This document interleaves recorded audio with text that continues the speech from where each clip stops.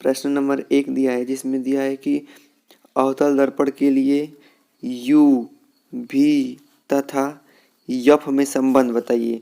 तो आपको बता दें कि यू ये होता है दर्पण से वस्तु की दूरी को यू कहते हैं, और दर्पण से प्रतिबिंब की दूरी को भी कहते हैं, और दर्पण की फोकस दूरी को हम यफ कहते हैं। तो इसमें जो आपसी संबंध होता है वो होता है 1/v प्लस 1/u बराबर 1/k यफ। इसमें ये आपस में अपने में संबंध रखते हैं। अब जैसे में देखें, दूसरा प्रश्न पूछा गया है कि रेखीय आवर्धन किसे कहते हैं। तो इसके लिए हो जाएगा कि प्रतिबिंब की लंबाई तथा वस्तु की लंबाई के अनुपात को रेखीय आवर्धन कहते हैं, जहाँ दोनों लंबाइयाँ मुख्य अक्ष के लंबवत नापी जाती हैं, जिसको हम बोलते हैं रेखीय आवर्धन। किसी वस्तु की प्रतिबिंब की लंबाई बटा में वस्तु की लंबाई को आवर्धन बोलते हैं। आवर्धन को हम यम से प्रदर्शित करते हैं। यम बराबर आई बटा के ओ होता है। ये आई प्रतिबिंब की लंबाई है और ओ बराबर वस्तु की लंबाई है।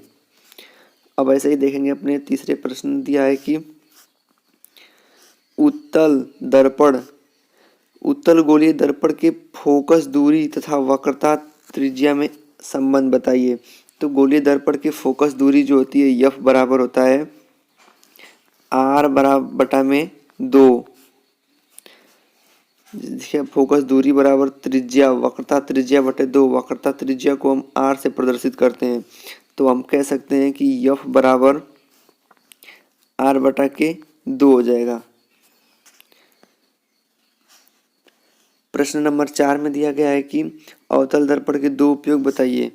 अवतल दर्पण के उपयोग देख लीजिए। अवतल दर्पण का उपयोग टेबल लैंप के शेड में किया जाता है, और दूसरे नंबर पे अवतल दर्पण का उपयोग motor car, railway engine, search light लैंपों में परिवर्तक के रूप में किया जाता है।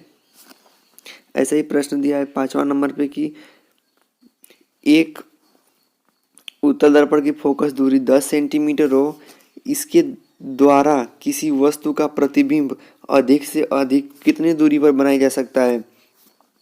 जब किसी वस्तु की फोकस दूरी 10 सेंटीमीटर हो, अवतल दर्पण की फोकस दूरी 10 सेंटीमीटर हो, तो पूछा है कि सबसे अधिक से अधिक कितनी दूरी पर बनाया जा सकता है। तो उत्तल दर्पण की वस्तु की प्रत्येक स्थिति में वस्तु का प्रतिबिंब दर्पण के पीछे उसके ध्रुव और फोकस के बीच ही बनता है। ये ध्यान देने वाली बात है कि उत्तल दर्पण में वस्तु को कहीं भी रखें, उसका प्रतिबिंब ध्रुव और फोकस के बीच ही बनता है। ऐसे में हम नेक्स्ट प्रश्न दिया है कि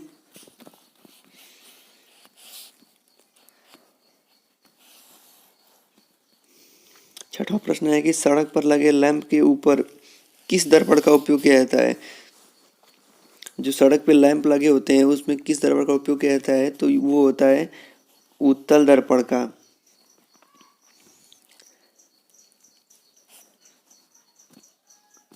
पूछा है कि एक दर्पण का, इस दर्पण का एक और उपयोग लिखिए।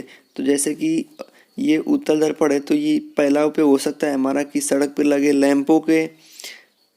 लैंपों में लगता है, और फिर इसका दूसरा हो सकता है कि मोटर वाहनों में पीछे देखने के लिए भी उत्तल दर्पण का उपयोग किया जाता है। अब देखेंगे हमारे प्रश्न बहुविकल्पी प्रश्न को, जो चैप्टर 1 के प्रकाश का परावर्तन से संबंधित है। प्रश्न नंबर 1, किसी वस्तु का वस्तु से बड़ा आभासी प्रतिबिंब बन सकता है, तो किस दर्पण द्वारा बन सकता है। इसके में विकल्प है उत्तल दर्पण, अवतल दर्पण, समतल दर्पण और उत्तल लेंस द्वारा। तो इसका सही विकल्प हो जाएगा अवतल दर्पण द्वारा, क्योंकि अवतल दर्पण द्वारा ही वस्तु से बड़ा प्रतिबिंब वो आभासी प्रतिबिंब बन सकता है। ऐसे ही प्रश्न 2 नंबर पे है कि उत्तल दर्पण की फोकस दूरी 20 सेंटीमीटर है, तो इसकी वक्रता त्रिज्या क्या होगी? तो जैसा कि हमने बताया था कि यफ बराबर r/2 होता है। यहाँ पे यफ बराबर 20, फोकस दे दिया है 20 और r हमसे पूछा है ये बटा में 2 हो जाएगा, तो इसको में तिर्यक गुणा कर देंगे तो हो जाएगा r बराबर 40 सेंटीमीटर। तो इसका सही आंसर हो जाएगा 40 सेंटीमीटर। तीसरा में कि इनमें से कौन सा दर्पण वस्तु से छोटा व आभासी प्रतिबिंब बनाता है? आपको विकल्प दिया गया है समतल दर्पण, उत्तल दर्पण, अवतल दर्पण, किसी भी में नहीं। तो इसका सही आंसर देखें तो इसका सही आंसर हो जाएगा उत्तल दर्पण। इसमें जो पहला देखिए, पहला और तीसरा को मैच कीजिए। इसमें छोटा पूछा है और इसमें बड़ा था। देखिए कलर चेंज कर दे। देखिए इसमें बड़ा पूछा था और जबकि तीसरे प्रश्न में छोटा पूछा है। तो और आभासी दोनों में है। तो देख लीजिएगा कि इसमें अवतल और इसमें तीसरे वाला में उत्तल और पहले वाले में अवतल दर्पण। आपको एकदम क्लियर हो रहा होगा, इसलिए हम एकदम दोनों में डिफरेंट क्या क्या अंतर होता है ऐसे प्रश्नों को बताते हुए आगे बढ़ रहे हैं।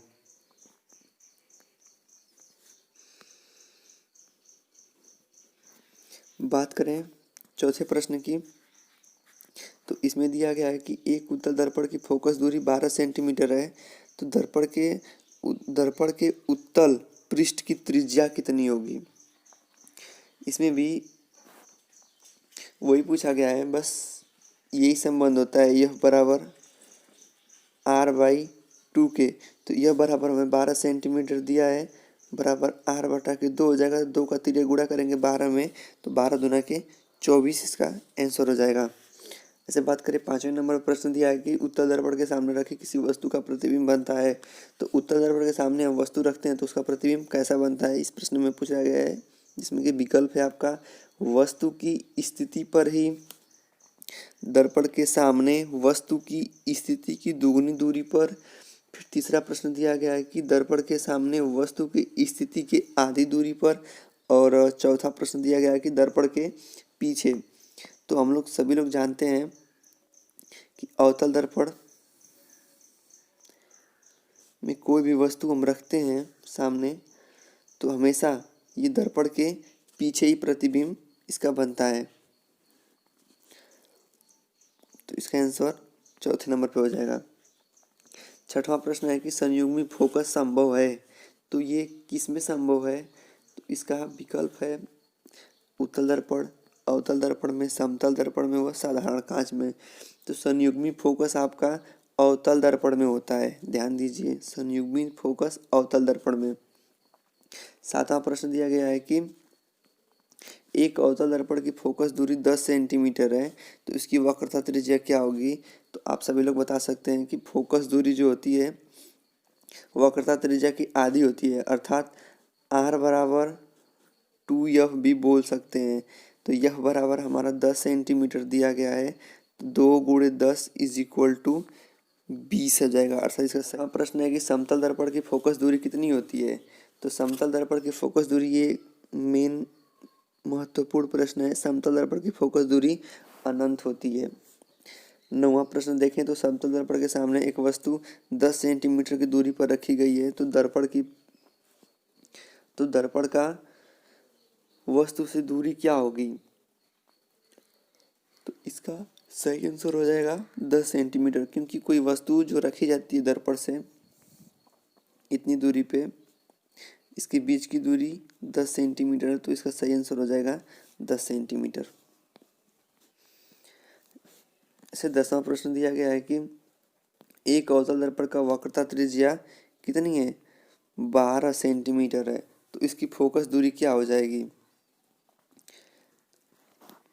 इसकी फोकस दूरी आपसे पूछा है कि क्या हो जाएगा। तो देखिए अवतल दर्पण की फोकस दूरी जो होती है प्लस 6 सेंटीमीटर। ऐसे ही 11वां नंबर प्रश्न दिया गया है कि किसी अवतल दर्पण की फोकस दूरी 15 सेंटीमीटर है, तो उसकी वक्रता त्रिज्या क्या हो जाएगी? तो फोकस दूरी में जब हम 2 का गुणा कर देते हैं तो हमारी वक्रता त्रिज्या प्राप्त हो जाती है। जैसे कि r बराबर 2f, यफ बराबर हमारा 15 सेंटीमीटर। जब 15 में 2 का गुणा करेंगे तो हमारा 30 सेंटीमीटर आ जाएगा।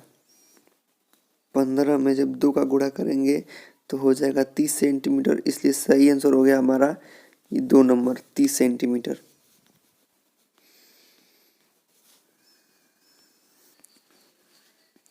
ऐसे ही अब नेक्स्ट प्रश्न 12 प्रश्न नंबर पे प्रश्न है कि फोकस दूरी यफ और आर के बीच में क्या संबंध है। तो हमने आपको बताया है कि यफ और आर के बीच में क्या संबंध है। तो यफ बराबर होता है आर बटा के 2। हमसे यफ और आर के बीच में पूछा थी, 2 का गुणा इसमें कर देंगे यफ में तो हो जाएगा 2f बराबर आर। ठीक, तो ये जहाँ हमें दिखाई देगा वही हमारा आंसर सही होगा। तो इसका सही आंसर हो जाएगा 3 नंबर 2f बटा में आर। और ऐसे 13 नंबर प्रश्न देखें तो 13 नंबर प्रश्न दिया गया है कि यदि किसी वस्तु को एक दर्पण के सामने निकट रखने पर प्रतिबिंब सीधा बने किंतु दूर रखने पर प्रतिबिंब उल्टा बनता है तो वह दर्पण कौन सा होगा।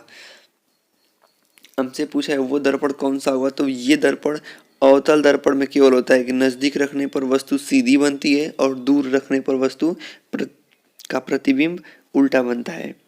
ऐसे 14 नंबर प्रश्न दिया गया है कि अवतल दर्पण से प्रतिबिंब सदैव बनता है। ये ध्यान देने वाली बात है, अवतल दर्पण से प्रतिबिंब सदैव ध्रुव और फोकस के बीच में बनता है। आप वस्तु को कहीं भी रखिए लेकिन अवतल दर्पण हमेशा ध्रुव और फोकस के बीच में ही वस्तुओं को प्रतिबिंब बनाता है। 15 नंबर प्रश्न दिया गया है कि एक अवतल दर्पण की फोकस दूरी 10 सेंटीमीटर है, उसकी वक्रता त्रिज्या क्या होगी। तो उसकी वक्रता त्रिज्या 20 सेंटीमीटर हो जाएगी। ऐसा प्रश्न आपको बहुत आ गए हैं, बहुत आपने समझ लिए होंगे। अब 16 नंबर प्रश्न दिया गया है कि 20 सेंटीमीटर वक्रता त्रिज्या वाले अवतल दर्पण की फोकस दूरी क्या होगी। इसमें वक्रता त्रिज्या 20 सेंटीमीटर और हमसे दूरी फोकस दूरी पूछा है। तो हम जानते हैं कि फोकस दूरी जो भी होती है हमारी वक्रता त्रिज्या r की आधी होती है। तो इसलिए 20 दिया है r, तो r बराबर 20 है तो 20 का आधा 10 होगा, इसलिए 10 सेंटीमीटर हमारा आंसर हो जाएगा। ऐसे ही 17 नंबर पर प्रश्न दिया गया है कि किसी अवतल दर्पण द्वारा आभासी सीधा व आवर्धित प्रतिबिंब बनता है, बिंब की स्थिति क्या होगी। तो इस प्रतिबिंब की स्थिति हो जाएगी ध्रुव और फोकस के बीच, ध्रुव और फोकस के बीच ही इसकी स्थिति होगी। अब 18 नंबर प्रश्न दिया गया है कि किसी 10 सेंटीमीटर फोकस दूरी वाले अवतल दर्पण के सामने 20 सेंटीमीटर की दूरी पर वस्तु रखी गई है तो वस्तु का प्रतिबिंब कहाँ बनेगा। तो वस्तु का प्रतिबिंब आपका दर्पण के वक्रता त्रिज्या वक्रता केंद्र पर बनेगा, वक्रता केंद्र पर बनेगा। क्योंकि देखिए आपको बता दें ये अवतल दर्पण हमारा है, ये हमारी मान लेते हैं कि फोकस दूरी और ये हमारा वक्रता केंद्र है। ठीक, तो वस्तु की फोकस दूरी 10 सेंटीमीटर है। इस दर्पण जो है दर्पण का फोकस दूरी जो है यह की जो दूरी है वो 10 सेंटीमीटर है और इसके सामने 20 सेंटीमीटर पर अर्थात यहाँ पे केंद्र पे हमारा वस्तु रखा गया है जिसकी बीच की दूरी 20 सेंटीमीटर हो। तो अब देख लीजिए कि हम जानते हैं कि जब भी केंद्र पर कोई वस्तु का प्रतिबिंब होता है ऊपर की तरफ, तो केंद्र पर रखी वस्तु का प्रतिबिंब सदैव नीचे और केंद्र पर ही बनता है, इसलिए इसका आंसर हो जाएगा 4 नंबर, वक्रता केंद्र पर ही बनेगा। में पहला प्रश्न अति लघु उत्तरीय प्रश्न की बात करें ये चैप्टर लेसन नंबर आपका 2 है। प्रकाश का अपवर्तन। पहला चैप्टर था प्रकाश का परावर्तन, अब है अपवर्तन। आप इसमें अति लघुत्तरी और बहुविकल्पी प्रश्न को, मोस्ट इम्पॉर्टेंट प्रश्न को देखेंगे, जो बोर्ड के पेपर 2021 के लिए बहुत ही इम्पोर्टेंट है। तो चलिए इस प्रश्न को देखना प्रारंभ करते हैं। जैसे में पहला प्रश्न दिया गया है कि प्रिज्म से प्राप्त स्पेक्ट्रम में किस रंग की तरंग दैर्ध्य न्यूनतम होती है। प्रिज्म से प्राप्त स्पेक्ट्रम में किस रंग की तरंग दैर्ध्य न्यूनतम होती है। तो न्यूनतम आपकी बैगनी रंग का होता है, क्योंकि यही सबसे नीचे आता है। 7 हमको पता है कि प्रिज्म से 7 प्रकार के रंग निकलते हैं। अब बात करते हैं प्रश्न नंबर 2 में पूछा है पूर्ण आंतरिक परिवर्तन से आप क्या समझते हैं। तो पूर्ण आंतरिक परिवर्तन किसी प्रकाश किरण के सघन तथा विरल माध्यम के सीमा पृष्ठ पर सघन माध्यम में परिवर्तन को ही पूर्ण परावर्तन कहते हैं। जैसे देखिए कोई, ये आपका जल है, नीचे इधर वायु है। यदि यहाँ से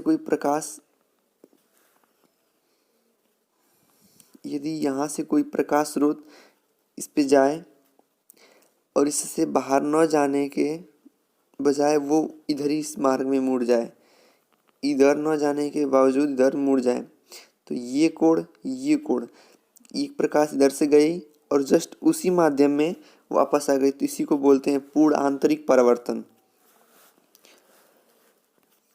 प्रश्न नंबर 3 दिया गया कि किस रंग के प्रकाश के लिए कांच का अपवर्तनांक अधिकतम होता है। अपवर्तनांक अधिकतम होता है तो बैंगनी रंग के लिए। चौथा प्रश्न दिया है कि विचलन कोण और प्रिज्म कोण के पदों को प्रिज्म के पदार्थ के अपवर्तनांक का सूत्र लिखिए। तो अपवर्तनांक का सूत्र n बराबर साइन कोष्टक में a प्लस लेमडा m बटा में 2 संपूर्ण का बटा था होल का बटा साइन a बटा के 2, जहाँ पे n आपका अपवर्तनांक है, a जो आपका है प्रिज्म कोण है और लेमडा m जो है न्यूनतम विचलन कोण है। अब पांचवा नंबर प्रश्न दिया गया है कि श्वेत प्रकाश में किस रंग के लिए कांच का अपवर्तनांक न्यूनतम होता है। ध्यान दीजिए, यहाँ पे अपवर्तनांक अधिकतम पूछा है, किसमें, कांच के लिए। अब इसमें कांच के लिए क्या पूछा है, यहाँ पे न्यूनतम पूछा है। यहाँ पे ध्यान देने वाली बात है कि जो अपवर्तनांक होता है वो दोनों विपरीत होता है कांच के लिए। और यदि हमें पहला देखिए, तीसरे नंबर पर जो प्रश्न दिया गया है कि कांच के लिए अपवर्तनांक अधिकतम पूछेगा तो बैगनी, और कांच के लिए न्यूनतम अपवर्तनांक पूछे तो उसके लिए लाल रंग हो जाएगा। छठा नंबर प्रश्न देखेंगे तो प्रकाश के विभिन्न रंग निम्नलिखित में से किस भौतिक राशि में परिवर्तन के कारण तरंग आवृत्ति चाल माध्यम किस पे निर्भर करता है। तो वो है तरंग दैर्ध्य पर। 7वां नंबर प्रश्न दिया गया है कि एक श्वेत प्रकाश प्रिज्म से गुजरता है, किस रंग के लिए प्रकाश का विचलन सर्वाधिक होगा। तो सबसे अधिक देखिए, आपको बताए हैं कि एक श्वेत प्रकाश इधर गुजरता है तो सबसे ऊपर लाल होता है और सबसे नीचे जो विचलन होता है वो बैगनी रंग का होता है। इसलिए बैगनी रंग का विचलन सबसे अधिक होता है और लाल रंग का विचलन सबसे कम होता है। 8वां प्रश्न दिया है कि किस रंग के प्रकाश का प्रकीर्णन अधिकतम होता है। तो बैगनी रंग का, क्योंकि बैगनी रंग का तरंग दैर्ध्य सबसे कम होता है इसलिए इसका प्रकीर्णन सबसे अधिक होता है। क्योंकि जब प्रकीर्णन के कारण ही हमें आकाश का रंग नीला दिखाई देता है, क्योंकि जो लाल रंग होता है वो तो सीधे उसका तरंग दैर्ध्य सबसे अधिक होता है इसलिए वो सीधे पृथ्वी पर आ जाता है, लेकिन जो नीला रंग होता है उसका तरंग दैर्ध्य सबसे कम होता है और प्रकीर्णन ज़्यादा होता है। इसलिए आप देखेंगे तो बादल के रंग, आकाश के रंग नीले दिखाई देते हैं। यही कारण होता है प्रकाश का प्रकीर्णन। 9वां प्रश्न दिया गया है कि आकाश का रंग नीला क्यों दिखाई देता है। देखिए, तो 9वां प्रश्न आपका दे ही दिया कि प्रकाश के प्रकीर्णन के कारण ही आकाश का रंग नीला दिखाई देता है। प्रकीर्णन का अर्थ होता है फैल जाना।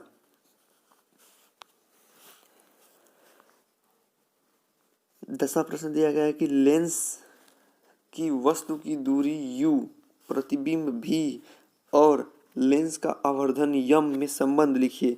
तो हम जानते हैं कि यम बराबर v बटा के u, जहाँ v जो है वस्तु का प्रतिबिंब है, ये वस्तु की दूरी है, ये वस्तु का दूरी है इसके u बराबर, और v बराबर प्रतिबिंब की दूरी, और यम बराबर लेंस का अपवर्तनांक। 11वां प्रश्न दिया है कि लेंस की क्षमता का मात्रक पूछा है। तो लेंस की क्षमता का मात्रक डायोप्टर, याद कीजिए डायोप्टर, इसको डी से प्रदर्शित करते हैं। डायोप्टर, इसका नाम डी का अर्थ डायोप्टर होता है। 12 नंबर प्रश्न दिया है कि लेंस की क्षमता पी तथा फोकस दूरी एफ में संबंध बताइए। तो देखिए दिया गया, यदि फोकस दूरी एफ को सेंटीमीटर में मापें तो पी बराबर 100 बटा में एफ, जहाँ पे एफ आपका सेंटीमीटर में होगा। 13 नंबर प्रश्न दिया गया है कि श्वेत प्रकाश जब प्रिज्म से गुजरता है तो निर्गत प्रकाश की प्रिज्म के आधार से दूरस्थ प्रकाश का होता है। जैसे श्वेत प्रकाश जब प्रिज्म से गुजरता है तो निर्गत प्रकाश में प्रिज्म के आधार से दूरस्थ प्रकाश होता है। कहने का मतलब देखिए, प्रिज्म है, जब कोई प्रकाश श्वेत प्रकाश गुजरता है तो आपसे इधर बैगनी, ऊपर लाल हो जाता है। तो ये पूछा है प्रिज्म के ये जो आधार है, इस आधार से दूरी पर, इस आधार के दूरस्थ पे कौन सा, ये आधार है प्रिज्म का, इस आधार से कौन सा रंग सबसे दूरी पर होता है। तो देखें तो ये लाल रंग सबसे दूरी पर होता है, इसलिए इसका आंसर हो जाएगा लाल। ऐसे पूछा है 14 नंबर प्रश्न दिया गया है कि दृश्य प्रकाश के किस रंग का प्रकीर्णन सबसे कम होता है। तो वही बताया ना कि आपका जो प्रिज्म से कोई प्रकाश गुजरता है, जब श्वेत प्रकाश प्रवेश करता है और जब निर्गत प्रकाश निकलते हैं तो बैगनी रंग का सबसे अधिक होता है, जबकि लाल रंग का प्रकीर्णन सबसे कम होता है, इसलिए सूर्य का रंग हमें लाल दिखाई देता है।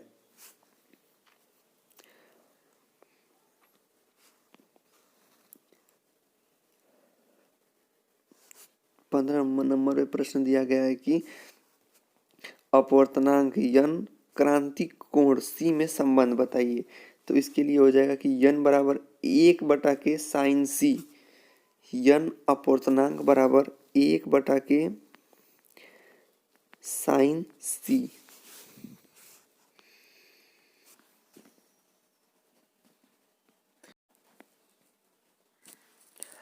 अब शुरू होता है अध्याय 2 के बहुविकल्पी प्रश्न का नंबर।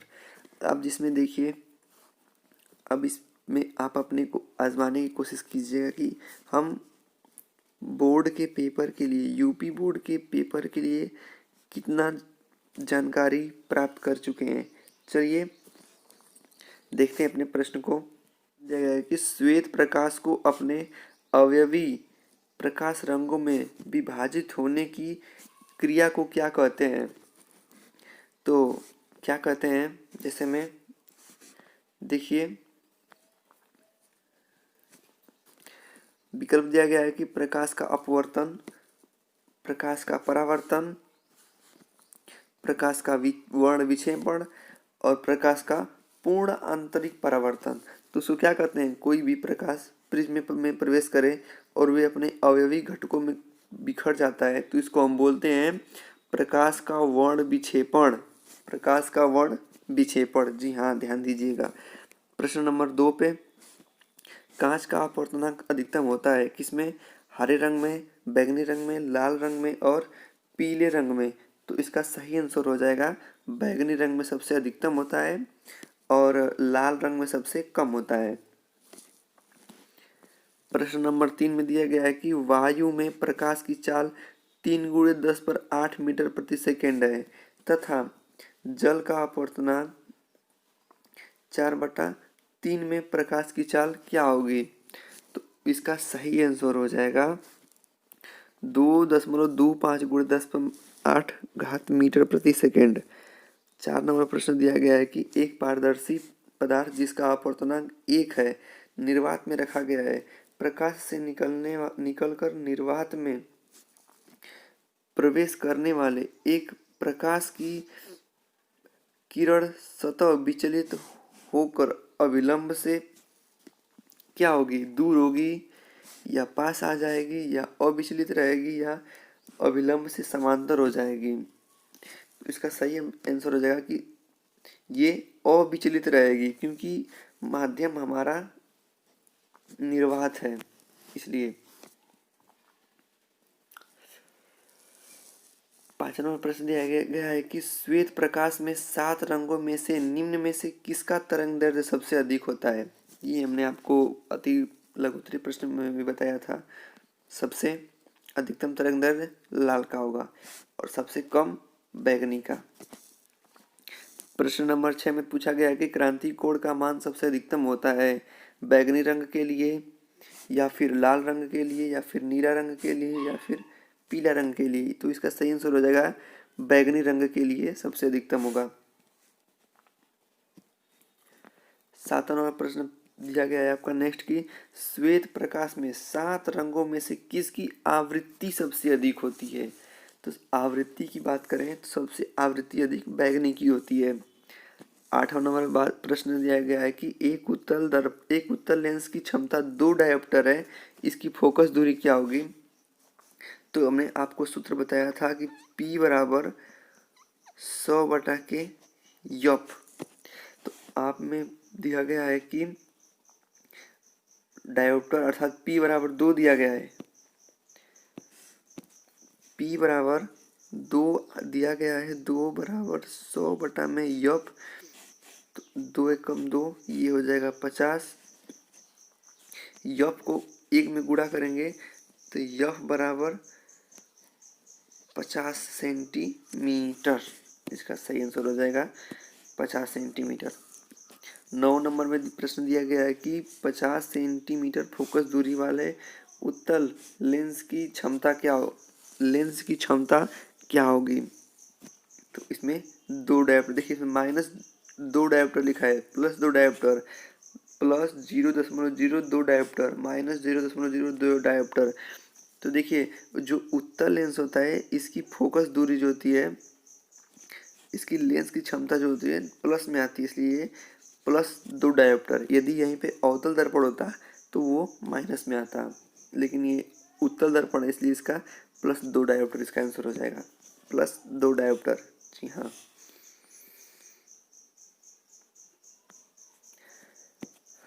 10 नंबर प्रश्न दिया गया है कि एक व्यक्ति अपने चश्मे में 20 सेंटीमीटर फोकस दूरी का अवतल लेंस का उपयोग करता है, लेंस की क्षमता क्या होगी? तो क्षमता P बराबर 1000 में यफ सेंटीमीटर हो जाएगा। तो यफ सेंटीमीटर हमारा कितना है? 20 सेंटीमीटर, तो 100 में 20, इसको डिवाइड करेंगे तो 5 आएगा। तो अब 5 इसमें देखिए +5 -5 भी दिया गया है और +5 भी दिया गया है, तो इसमें कौन सा रखेंगे?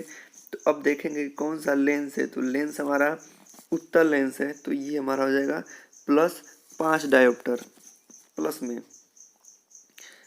11 नंबर प्रश्न दिया गया है कि अवतल लेंस एक वस्तु का प्रतिबिंब बनाता है, तो कहाँ पे बनाता है? सीधा वास्तविक बड़ा, सीधा आभासी छोटा, उल्टा वास्तविक छोटा और उल्टा आभासी बड़ा। तो इसका सही आंसर माने तो सही आंसर हो जाएगा कि सीधा, आभासी और छोटा।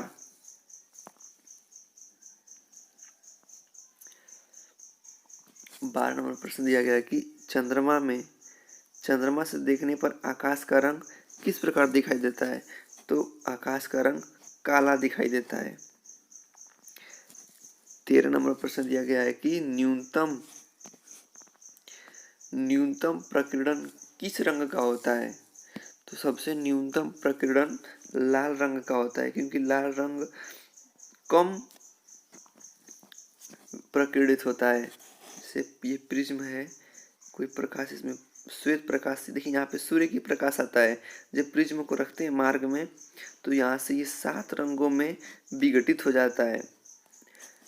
इसको बोलते, इस क्रिया को बोलते हैं वर्ण विक्षेपण। सबसे नीचे नीला बैगनी रंग का, अर्थात वही बैगनी रंग, देखिए स्पष्ट बता दें, सूर्य का प्रकाश आया, इसमें प्रवेश करेगा, ये प्रिज्म है आपका, 7 रंग में विघटित हो जाएगा, 1 2 3 4 5 6 7। तो सबसे ऊपर जो होगा लाल रंग होगा, सबसे नीचे बैगनी कलर का होगा प्रकाश, ये वाली प्रकाश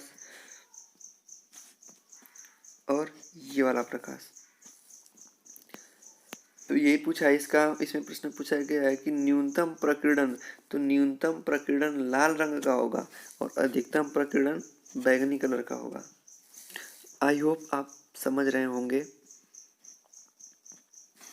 अब देखिए प्रश्न दिया गया है कि यदि कोई वस्तु एक उत्तल लेंस के सामने 2f दूरी पर रखी गई है, ठीक, तो लेंस से उस वस्तु का प्रतिबिंब कितनी दूरी पर बनेगा? तो उसका प्रतिबिंब 2f दूरी पर ही बनेगा, क्योंकि फोकस दूरी पर रखी वस्तु 2f अर्थात केंद्र, और केंद्र पर रखी वस्तु का प्रतिबिंब केंद्र पर ही बनता है। 15 नंबर प्रश्न दिया गया है कि जब एक श्वेत प्रकाश की किरण कांच से बने किसी प्रिज्म में प्रवेश करती है तो किस किरण के लिए विचलन सबसे अधिक होता है? तो सबसे अधिक विचलन आपका बैगनी का होगा, क्योंकि बैगनी कलर प्रिज्म से अधिक विचलित होती है और लाल सबसे कम।